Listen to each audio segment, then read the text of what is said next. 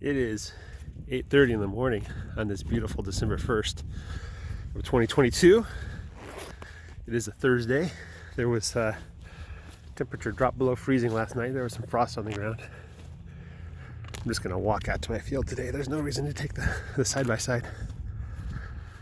So my dogs found a dead animal of some kind. I can't tell if it's a calf or a baby deer or goat or something like that, but yeah, there were some fresh bones in the field. I reached to pick up the skull and my dog grabbed it away from me and ran away with it. So the horns were in the back of the head, which suggests it's a deer of some kind, or no, goat or something like that. I don't know all the animals yet. Anyway, it's a cold day. Gonna feed the ducks and then let the cows into the last area of the row where there should be plenty of grass. They should be pretty happy with it. Today, maybe tomorrow, because the amount of grass in the pasture today, pick up some feed. Anyway, the ducks are getting excited. My field is a half mile long, 2,560 feet. Cows are about halfway down, so this is a quarter-mile walk. More or less.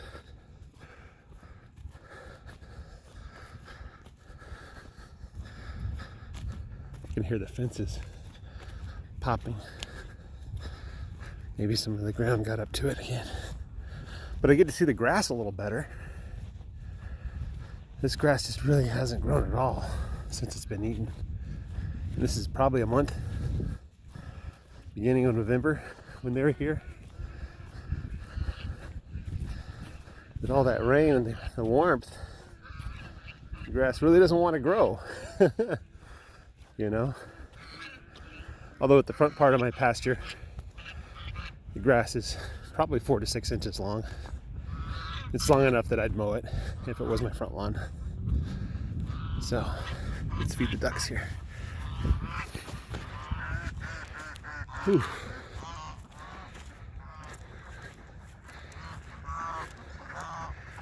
Step over this fence.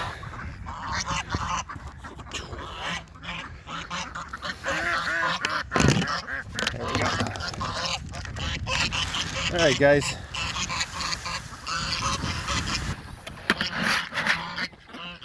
I feed them about a third of a bucket. So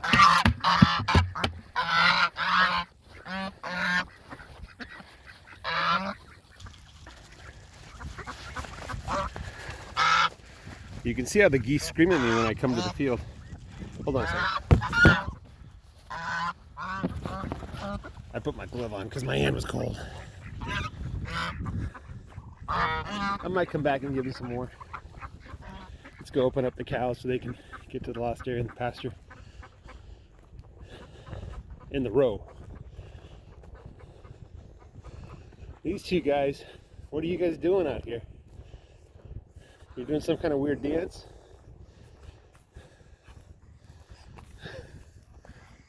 I think those are two male ones. Are you guys competing against each other? Trying to claim the flock for yourself?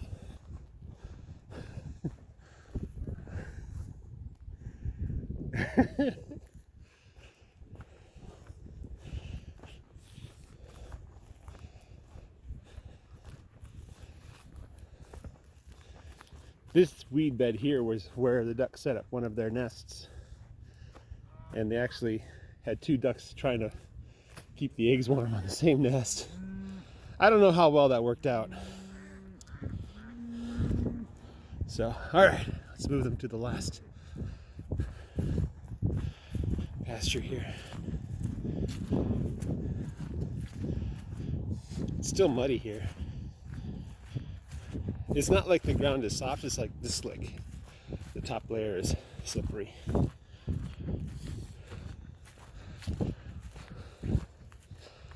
There's some patties. They aren't really patties. So they would have been here 3.5 days ago. This would be Sunday evening or afternoon, because I think I moved them early. And then this is where they were last night. Let's see what it looks like compared to where I'm moving them to. Let's see if there's a line. Not really.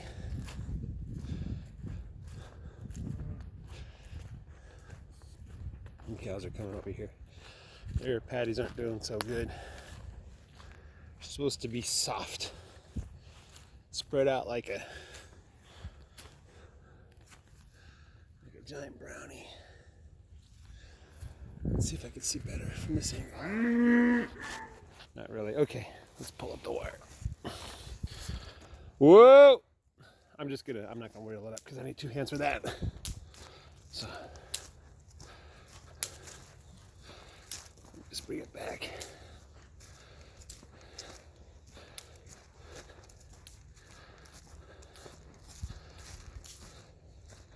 So I called him because I'm training them. Kind of like you train a dog. Yeah. Pavlov's dog, to be specific. I'll just take this wire off. There we go. Huh. You associate the sound with the reward, or the positive thing, and you train them little by little. There's Speck. I think I will get the feed today. I'll feed them this evening. Start getting them to catch up on their condition. See this guy, how is she so fat? My goodness, even she's starting to show a little bit of her ribs. This is 21, by the way. This is 20. Is that 20? 20 isn't so flighty. There is some pretty good grass here, though. I don't know if it's enough to fill them up and make up for all the meals they've missed. Or, you know, last week on Thanksgiving, Thursday, it rained a lot, and it was just a giant marsh out here. The water was probably deeper than most of the grass, you know. So I'm just looking at the conditions here. This guy's super fluffy. I think that's Blue's calf. No, Blue's calf lost his tag. Anyway, the calves and the sheep are about the same size. Hey buddy, I don't have any food for you today. I did buy a bag of sweet feed though. Next time I come out with a side-by-side, I'll give you some, okay? Ooh, there goes a rabbit. Where'd that come from? Let's go see where that rabbit came from. I don't see any rabbit holes.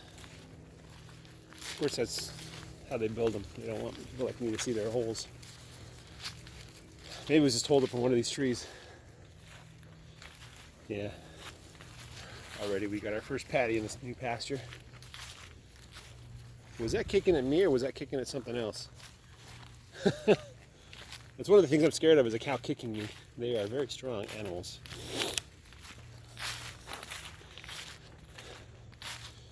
And they tend to kick at your legs. And your legs, if you're not ready for it, will get obliterated by said kick. The other thing they tend to do is they tend to get under you with their head and lift up and throw you in the air. So like throw you over their back. And the sheer mass of the cow compared to your mass means for them it's not a big deal to do that. But for you, you get to experience zero gravity for a split second. As they say, it's not the fall that kills you, it's the sudden deceleration at the end.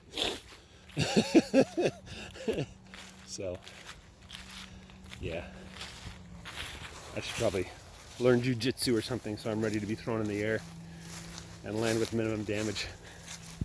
I heard that the cows will actually come up behind you, throw you in the air.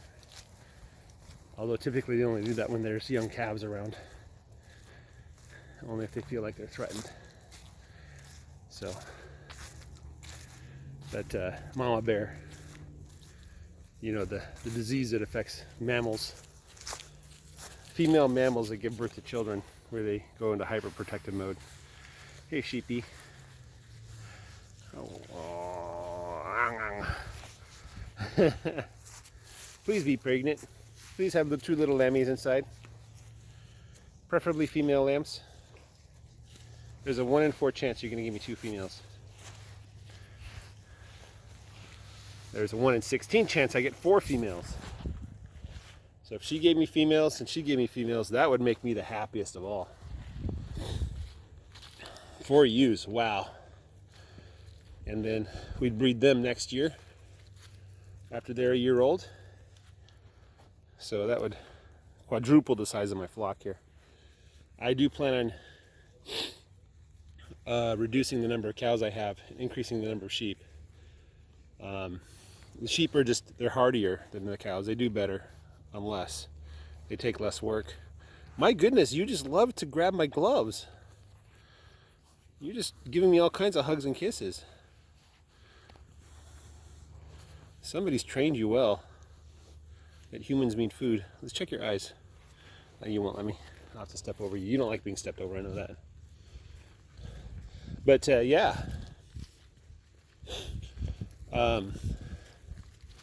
The sheep, they take, Greg Judy loves them because they take less management. You don't have to hay. You don't have to do anything really. And they're much better at foraging. They're able to find, they get forage not just from the grass. They like the grass, but they also like the leaves and the weeds. There's certain weeds they won't eat, of course. But they'll eat things the cows won't. So the problem is they do eat closer to the ground. So if you put them in a pasture with not enough food, they will kill it. Whereas the cows, they can't get to the ground. It's physically impossible for them. They can only go so low, you know. And as long as you keep the cows and the sheep in good forage, which this isn't good forage, this is even though it's the best forage of this row. You keep their mouths off the ground. You keep them browsing at their knee and chest level. See, look at that sheep go after that weed. The cows just skip that. That wire's too low. It needs to be a little higher. This is some of the first wire set up. Anyway, so that's the goal, is to get more and more sheep. And as the sheep numbers start to increase, we're going to decrease the number of cows, and we'll separate the flock and the herd. I was thinking of using the rams with the cows and the bulls with the sheep. So I only have to manage 2 herds at a time, you know, doing mixed flock like that. But the cows are great, and they're really good at restoring the soil. The only issue is they don't make a lot of money. They only give you 1 calf a year. Hey, this is not your food. This is not your food. Oh my goodness. It's not food. Anyway, the cows only give you 1 calf a year. And the calves don't sell for as much as the sheep do. Let me put that in the right way. The sheep will give you more money per pound than the cows will. Even though I prefer beef and you prefer beef and pretty much everybody prefers beef, sheep is more expensive. And until that changes, sheep are going to be probably your best bet for making money with animals. So, and that's my goal, is to kind of start making money with the animals, so that this isn't a sunk cost. It's not money that I'm spending, you know, for window decoration. But hopefully it'll become, you know, a source of revenue and income, so I can take that money and reinvest it back into the pasture. You know, better fences and things like that. Maybe if they make a lot of money, over time I could save that money and use it to buy more land.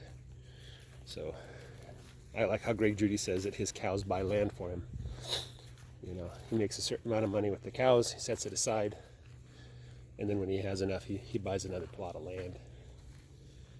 And that's money that the cows made, not him. So the cows buy more land. You like that idea? But the sheep is what he says right now, is that's going to make you the money. If you're poor and getting started, start with sheep if you can. I know that it's hard to find sheep, at least it was this year. The drought made things a little easier because people were thinning their herds. But I know that it's easier to find cows, I think. More people have them, they're easier to, well, if you don't manage them at all, probably cows would do better. But if you're doing like daily rotations, like I am, the sheep are better. So anyway, that's a walk out to the pasture and a cattle move. Hope you guys enjoyed it. Take care and bye-bye.